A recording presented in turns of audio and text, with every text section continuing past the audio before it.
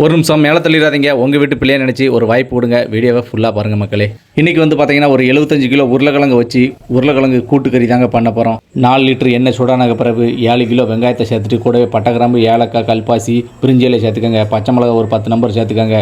1 kilo அளவுக்கு இஞ்சி பூண்டு சேர்த்து வதக்கி விட்டுக்கோங்க. அதுக்கப்புறம் தக்காளி, புதினா, கொத்தமல்லி சேர்த்து நல்லா கிண்டுங்க. அதுக்கப்புறமா நம்ம சின்னமாக சோயாபீன் வச்சுருக்கோம். அந்த சோயாபீனை இதில் சேர்த்து கொடுத்தோம்.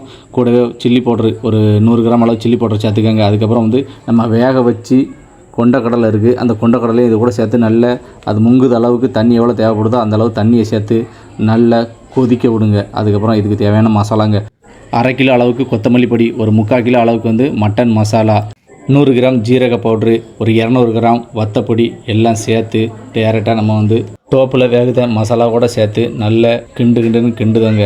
இது நல்ல கிண்டி இந்த மசாலா வாடை எல்லாம் போன பிறகு தேங்காய் பேஸ்ட்டு ஒரு 15 தேங்காவை அரைச்சி எடுத்து தேங்காய் பேஸ்ட்டை சேர்த்துக்கங்க. இது எல்லாத்தையும் நல்லா தண்ணி விட்டு கொதிக்க விட்ட பிறகு உருளைக்கிழங்கு அவிச்சு உரித்து வச்சுருக்கோம் பார்த்தீங்களா, அதை எடுத்து அப்படியே சேர்த்து நல்ல சூடு பறக்க நல்ல மிக்சிங்கை போடுங்க. அப்புறம் இதுக்கு தேவையான ஒரு 1 கிலோ அளவு உப்பை சேர்த்து நல்லா கிண்டி விடுங்க. அதுக்கப்புறம் இதுக்கு வந்து ஒரு கரம் மசாலா, சில்லி பவுடர் 2 சேர்த்து ஒரு தாளிப்பு மாதிரி ஒரு 1 லிட்டரில் அடித்து இதில் ஊற்றி நல்லா கிண்டுனீங்கன்னா கூட்டுக்கறி நல்லா சைனிங்காக கல்யாண மண்டபமே நல்லா கமகமன்னு மணக்குங்க. வீடியோ பிடிச்சிருந்துச்சுன்னா 4 பேருக்கு ஷேர் பண்ணுங்கள் மக்களே. தேங்க்யூ.